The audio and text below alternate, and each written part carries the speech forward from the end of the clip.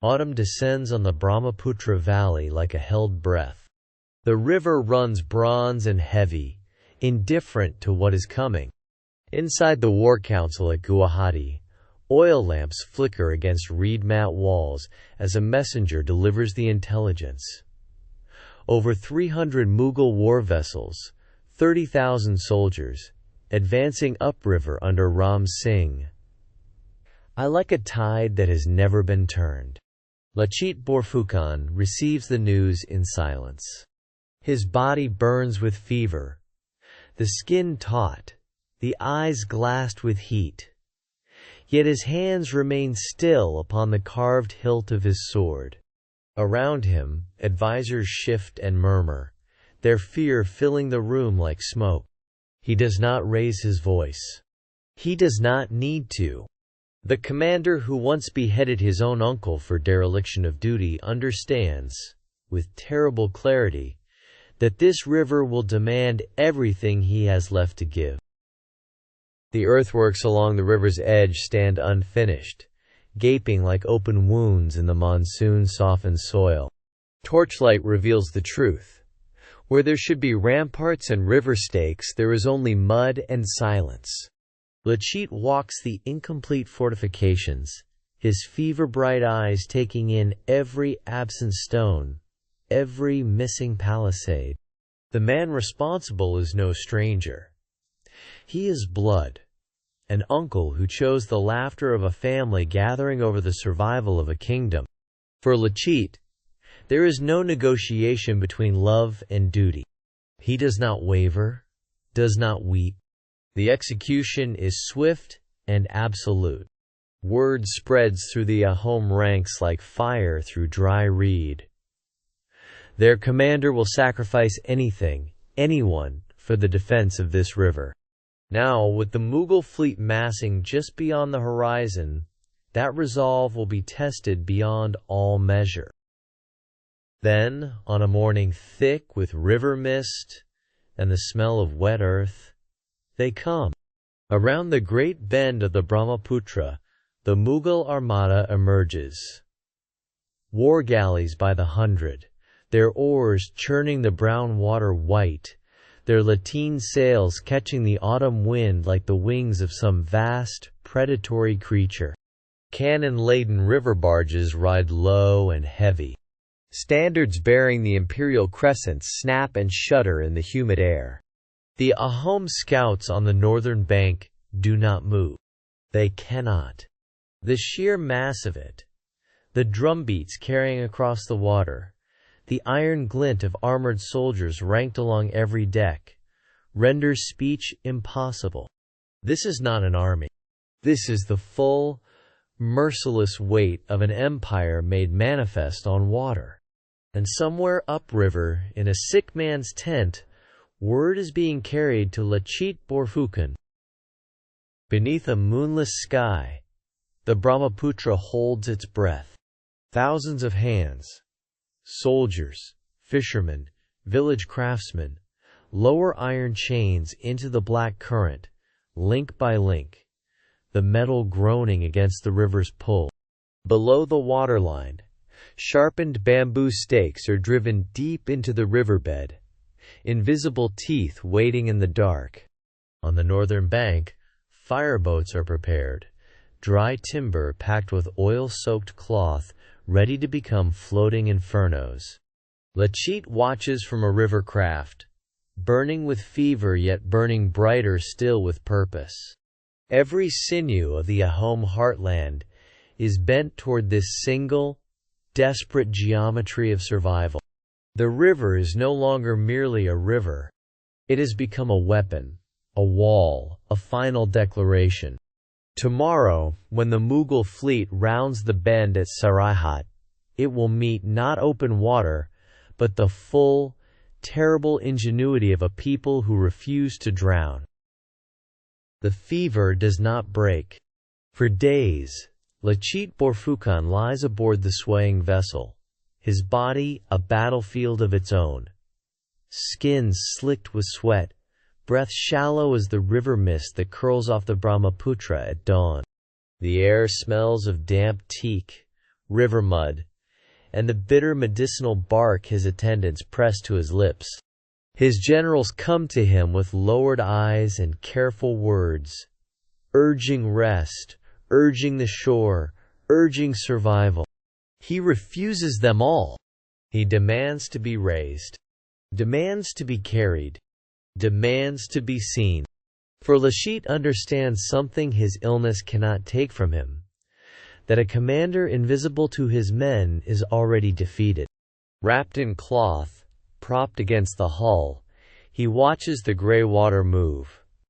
Somewhere upstream, Ram Singh's fleet is still coming.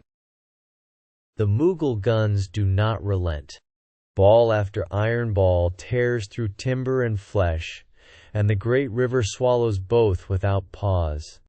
Smoke rolls across the Brahmaputra in thick, acrid curtains, choking the air above Saraighat until the far bank disappears entirely. Then, the unthinkable.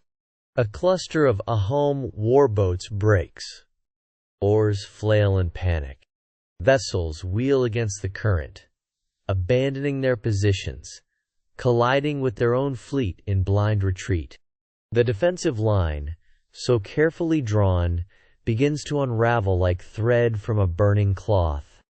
On his command vessel, Lachit Borphukan watches it all from a reed mat soaked through with fever sweat, too weak to stand, yet too awake to look away.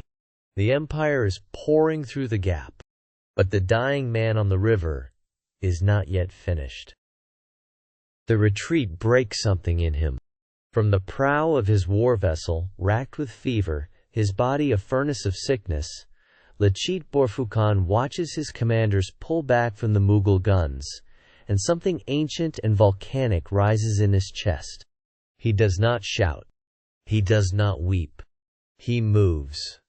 Stripped of ceremony, this dying man seizes the helm with hands that tremble not from fear but from fury.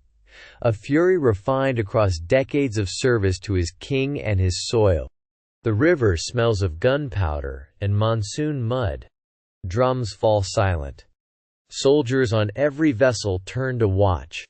In that suspended, electric moment, the Ahom army sees not a commander, but a reckoning. And the Brahmaputra, vast and indifferent, prepares to witness what one unbroken man will demand of it. Then something extraordinary happens. From the chaos of retreat, a single warboat surges forward. Lachit Borphukan himself, fevered and barely upright, driving into the heart of the Mughal formation with 6 vessels at his back. 7 boats against an empire. The drums of the Ahom fleet fall silent. Every retreating soldier watches. And then, as if the river itself commands it, one boat turns. Then another. Then a dozen. The Brahmaputra erupts. Bamboo spears, iron-tipped oars, and burning pitch transforming the brown water into a cauldron of fury and smoke. Men grapple across gunwales in the blinding noon haze. The screaming of timber and the screaming of men become indistinguishable. Lachit has done what no general should survive doing. He has made his own body the rallying point of a nation. But the battle's most decisive moment is still to come. And then, the unthinkable. The great Mughal fleet, pride of an empire that has swallowed kingdoms whole, begins to turn. Fire-scarred timbers groan against the current. Drums that once thundered with imperial certainty fall silent. The Brahmaputra, brown and ancient and indifferent, carries broken oars and scorched sailcloth downstream like offerings. On the Ahom shoreline, soldiers who have not slept in days stand motionless, unable to believe what their burning eyes are witnessing. Ram Singh, undefeated general of 100 campaigns, orders the withdrawal. The river, their river, belongs to them again. In his palanquin, feverish and hollowed by illness, Lachit Borphukan receives the news with closed eyes and a stillness deeper than sleep. But the war is not yet written in full. An empire, humiliated, does not simply disappear into the mist. They carry him ashore on the shoulders of men who wept without shame. The Brahmaputra recedes behind him, still brown with the ash and blood of empire's ambition. Lachit Borphukan's feet touch the red Assamese earth one final time.